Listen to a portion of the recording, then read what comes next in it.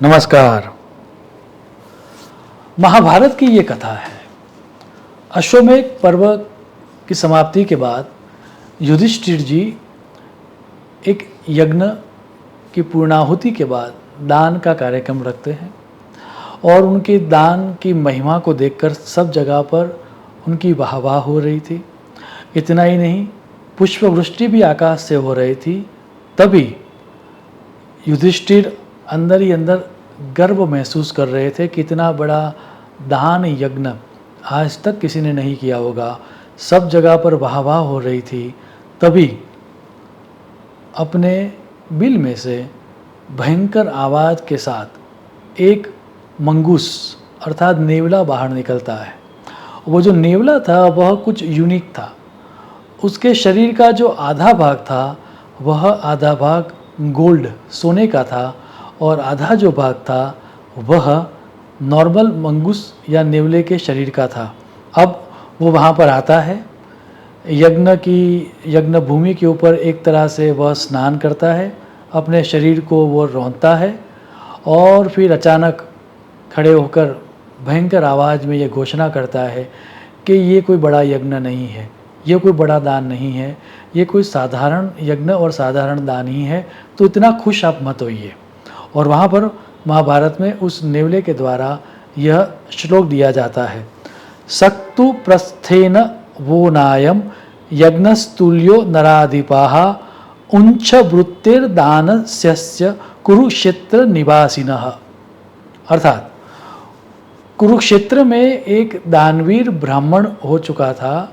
उसने जो दान दिया था, सत्तू का दान अर्थात एक रोटी का दान, एक जौ का दान या बैडली का दान, उसके कई गुना कम ये दान है और उसके सामने, उस दान के सामने यह यज्ञ का पूरा दान कुछ भी नहीं है। अब जैसे ही उसने ये घोषणा की, वहाँ पर जो उपस्थित पंडित पुरोहित थे उनको बहुत ख़राब लग गया। उन्होंने कहा कि तू किस प्रमाण से कहता है, तेरी पहचान क्या है, तूने क्या शास्त्रों का अध्ययन किया है।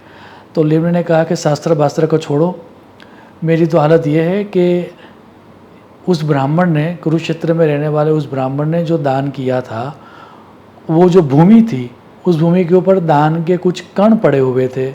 उस कण के ऊपर मेरा शरीर, मैंने जब उसके ऊपर एक तरह से स्नान किया उस मिट्टी में, वहाँ पर थोड़े बहुत जो कण पड़े हुए थे, वो कण से मेरा शरीर आधा सोने का हो गया।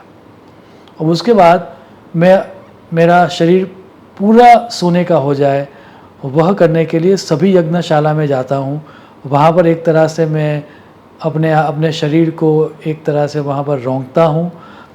मुझे ये कहा गया है विद्वानों के द्वारा और स्वयं ईश्वर के द्वारा कि जब वैसा ही कोई यज्ञ होगा, जब वैसा ही कोई दान होगा, तो तेरा आधा शरीर भी सोने का हो जाएगा।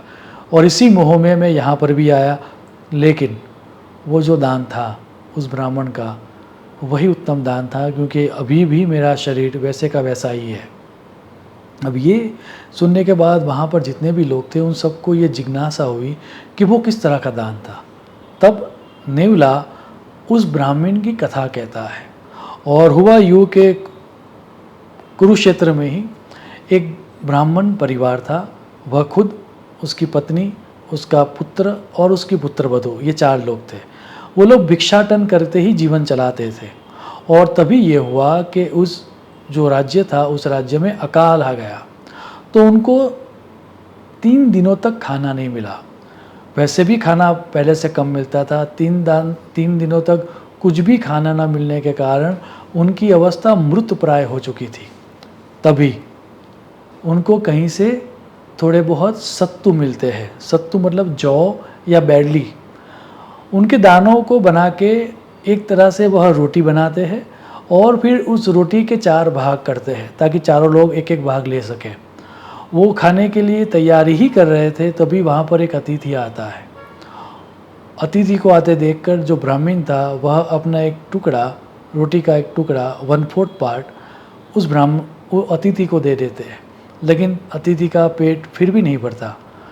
तो आगे जाकर ब्राह्मण की पत्नी, फिर उसका पुत्र और उसकी पुत्रवधू, वो सब उनके पार्ट की जो रोटी थी उसका दान कर लेते हैं। और स्टोरी आगे जाके ये कहती है कि वो अतिथि प्रसन्न होकर चला जाता है।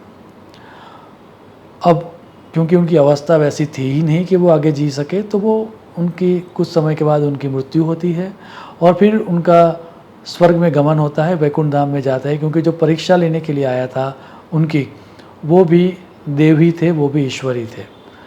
अब वहाँ पर वो जो अतिथि खा रहा था, वह खाते खाते उसके कुछ दाने ज़मीन के ऊपर गिर गए। वो जो दाने थे वह मेरे शरीर को लगे, निवला ये कहता है, और उसी दाने के कारण मेरा आधा शरीर सोने का हो गया। कई सालों से मैं ये प्रयत्न कर रहा हूँ कि वैसा ही कोई दान हो जाए, लेकिन ये यज्ञ में भी जो दान दिया गया वह दान उस लेवल का नहीं है, क्योंकि यह यज्ञ का दान सात्विक दान नहीं है। और फिर वहाँ जाके चर्चा चलती है कि अल्टीमेट जो दान होता है वह सात्विक दान होता है। और शास्त्र ये कहता है कि आपको ये समझना पड़ेगा कि वह सात्विक दान क्या है, और वह समझाते हुए वेद व्यास जी सात्विक दान की एक डेफिनेशन देते हैं और एक श्लोक दिया गया है। दातव्यमिति यत् दानम दीयते नुपकारिणे देश काले च पात्रे च तद्दानम सात्विकम स्मृतम। अर्थात जो एफर्टलेस दिया जाए, जो ईगोलेस दिया जाए, देने वाले के अंदर ये भावना ही न जगे कि मैं दे रहा हूँ, और ना ही लेने वाले के अंदर ऐसी हीनता पैदा हो कि मैं ले रहा हूँ। ये पहली कंडीशन है। उसके बाद की कंडीशन दी गई है देश, काल और पात्र को आपको देखना है। आपकी जो कैपेसिटी है उसके अनुसार आपको दान करना है। इतना ही नहीं, जिसको दान दिया जा रहा है उसकी भी वो कैपेसिटी है या नहीं है, वो आपको देखना है। जिस देश में आप दान दे रहे हो, प्रदेश में दान दे रहे हो, उसकी भी कोई नॉर्मल कंडीशंस होती है, उसके अनुसार एवं उस समय के अनुसार आपको दान देना है। इस तरह से चारों कंडीशनों को देखकर जो दान दिया जाता है वही सात्विक दान होता है। और उसी दान को शास्त्रों में द अल्टीमेट डोनेशन, सबसे बड़ा दान कहा गया है। सिर्फ देना वो दान नहीं है, इतनी कंडीशनों को देखकर जो दान दिया जाता है वही दान है। तो हम सब के जीवन में जब भी कोई देने का मौका आए, तब वह देना सात्विक दान हो, वैसी समझ हम सब के अंदर आए। ऐसी ईश्वर को प्रार्थना करते हुए मैं मेरी वाणी को विराम दूंगा। शुभम भवतु। प्रणाम।